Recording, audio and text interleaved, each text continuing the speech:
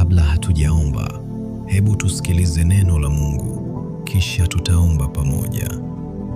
Katika Injili ya Marko sura ya 11 mstari wa 22 hadi 24, Yesu anashiriki fundisho zuri na lenye nguvu kuhusu imani. Anasema, "Mwaminini Mungu. Amini nawaambia, yeyote atakayeuambia mlima huu ondoka hapo, nenda kajitupe baharini, wala asione shaka moyoni mwake, ila aamini kwamba hayo asemayo yametukia, yatakuwa yake.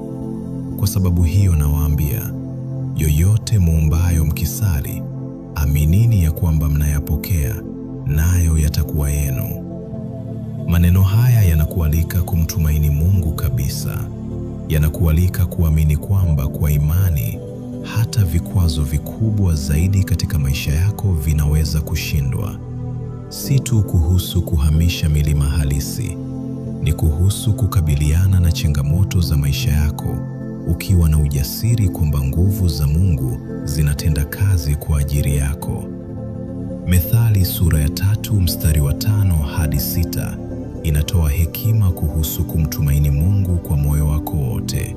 Inasema, "Mtumaini Mwenyezi Mungu kwa moyo wako wote, wala usitegemee akili zako mwenyewe. Umtambue Mungu katika kila ufanyalo, naye atazinyosha njia zako." Mstari huu unakukumbusha umkabidhi Mungu hofu zako na mashaka yako. Unakukumbusha kumtumaini hata wakati maisha yanaonekana kuwa ya kuchanganya au yasiyo na uhakika. Mungu anaona picha kubwa zaidi. Unapomkabidhi kila sehemu ya maisha yako na kumruhusu akuongoze, anaahidi kukuongoza. Anaahidi kuleta uwazi katika njia yako. Anahakikisha kwamba unatembea katika mpango wake mkamilifu. Zaburi 28:7 inasema, "Bwana ni nguvu zangu na ngao yangu. Moyo wangu umemtumaini, nami nimesaidiwa. Basi moyo wangu unashangilia, na kwa wimbo wangu nitamshukuru." Maneno haya yanaonyesha kwamba Mungu si mlinzi wako tu. Yeye pia ndiye anayejaza moyo wako furaha. Unapomtumaini, anakuwa chanzo chako cha nguvu na furaha. Anakupa sababu za kuimba na kumsifu kwa moyo uliojaa upendo. Katika Isaya 40:31 tunapata ahadi ya ajabu kwa wale wanaomtumaini Bwana. Inasema, "Bali wao wamngojeao Bwana watapata nguvu mpya, watapanda juu kwa mbawa kama tai, watakimbia wala hawatachoka, watakwenda kwa miguu wala hawatazimia."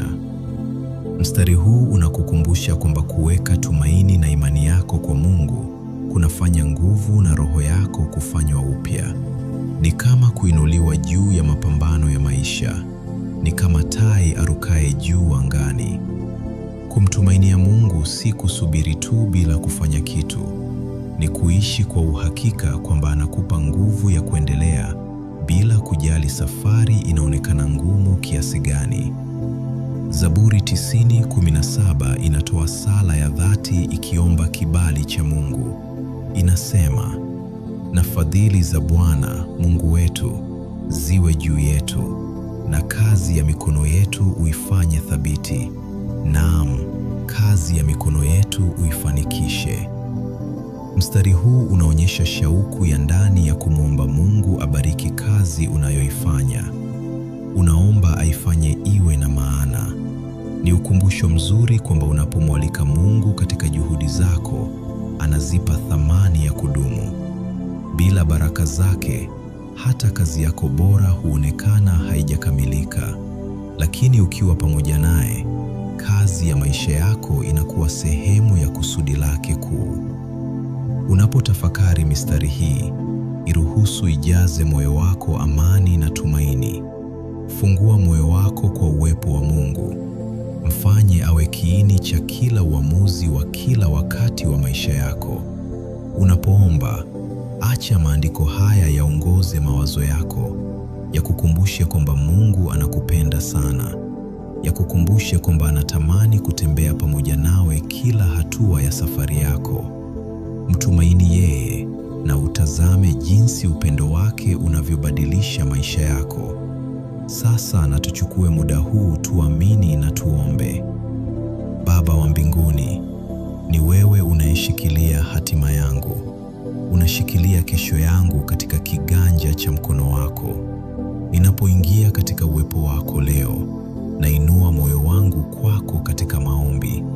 Ufuniko wa ulinzi wa damu ya thamani ya Yesu Kristo uwe juu yangu na katika maisha yangu. Imani ishinde hofu, furaha ichukue nafasi ya huzuni, na amani yako ipitayo akili zote ilinde moyo wangu na mawazo yangu dhidi ya mahangaiko ya dunia hii leo. Bwana, nguvu zako za kiungu zidhihirike katika maisha yangu inapoliitia jina lako takatifu. Kila mbegu ya mashaka itolewe, kila kivuli cha hofu kiondolewe, kila mzigo wa wasiwasi uondoshwe.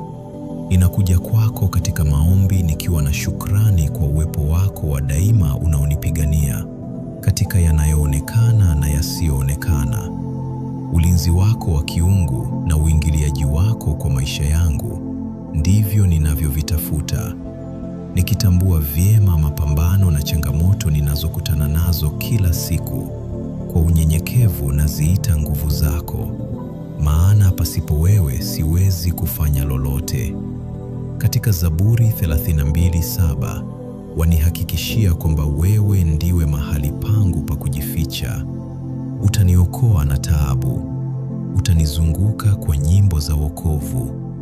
Maneno haya yananikumbusha kwamba bila kujali vurugu za ulimwengu wa nje, ndani ya uwepo wako unapata amani na usalama. Neno lako kama lilivyotangazwa katika Injili ya Luka 10:19 linanipa mamlaka juu ya nguvu zote za adui. Linanihakikishia kwamba hakuna madhara yatakayoniangukia chini ya ulinzi wako. Na kushukuru Bwana kwa mamlaka makuu ulionipa. Unaniwezesha kukanyaga salama juu ya hatari za maisha. Unaniwezesha kusimama mshindi dhidi ya hila za adui. Ninaposimama leo, nathibitisha imani yangu katika nguvu zako za ulinzi. Ninatangaza usalama juu ya maisha yangu. Ninatangaza usalama juu ya maisha ya wapendwa wangu. Ninatangaza usalama juu ya jamii yangu. Adui hana mamlaka hapa. Hakuna mpango wa adui utakaofanikiwa dhidi yangu. Wewe, e Bwana, ndiwe ngome yangu na ngao yangu. Kweli yako ndiyo jiwe la pembeni ninapojenga maisha yangu. Leo ninaita ahadi yako ya ulinzi dhidi ya kila jambo lililofichika. Naliitia ulinzi wako dhidi ya nguvu zote za giza zinazotafuta kuvuruga amani yangu. Ninasimama imara katika ufahamu kwamba hakuna nguvu yoyote ya kiroho ya uovu, wala laana ya kizazi, wala janga lolote litakalonigusa mimi au wapendwa wangu. Naelekeza moyo na mawazo yangu kwa mambo ya juu, siyaelekezi kwa shida za dunia. Na kutazama wewe, mwanzilishi na mkamilishaji wa imani yangu. Nina uhakika kwamba amani yako kamilifu itakuwa yangu kadiri ninavyoendelea kuikaza imani yangu kwako. Naomba sasa kwa mamlaka niliyopewa kupitia dhabihu ya Yesu Kristo, damu yako ya ulinzi na utakaso ifunike kila eneo la maisha yangu. Leo mikononi mwako naweka yote yanayosumbua moyo wangu. Kila shaka na kila mzigo na kukabidhi wewe. Bwana, siku hii sijui mimi, lakini inajulikana kikamilifu kwako. Uwe pamoja nami, uniongoze, uniimarishe. Wewe ndiwe Mwenyezi, muumba wa vyote. Hakuna jambo lililo nje ya uwezo au mamlaka yako. Wewe unayehamisha milima na kuziamuru bahari, waweza zaidi kushughulikia magumu na changamoto za maisha yangu. Katika nyakati zangu za udhaifu, acha nguvu zako zidhihirike. Bwana, leo naweka mizigo yangu miguuni pako. Nachagua kutokutawaliwa na hofu, Nachagua kufanywa upya na kujazwa furaha. Katika uwepo wako nathamini baraka zako zisizo na idadi na matendo yako ya wema. Nachagua kuishi kila siku nikiwa na moyo uliojaa shukrani na sifa, na niwe chombo cha habari njema zako, na niwe balozi wa tumaini na mtazamo chanya. Matendo yangu na maneno yangu yainue na kuwahamasisha wale walio karibu nami, wale ambao bado hawajakujua, na waone ndani yangu mwanga wa upendo wako na msamaha wako.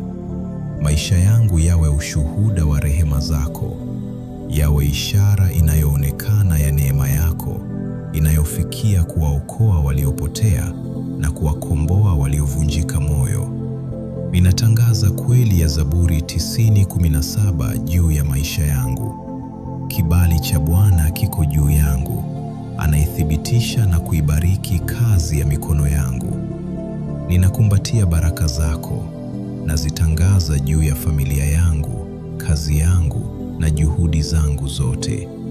Ninasimama katika imani na ninaamini katika nguvu ya neno lako. Asante Baba wa mbinguni kwa kusikia maombi yangu.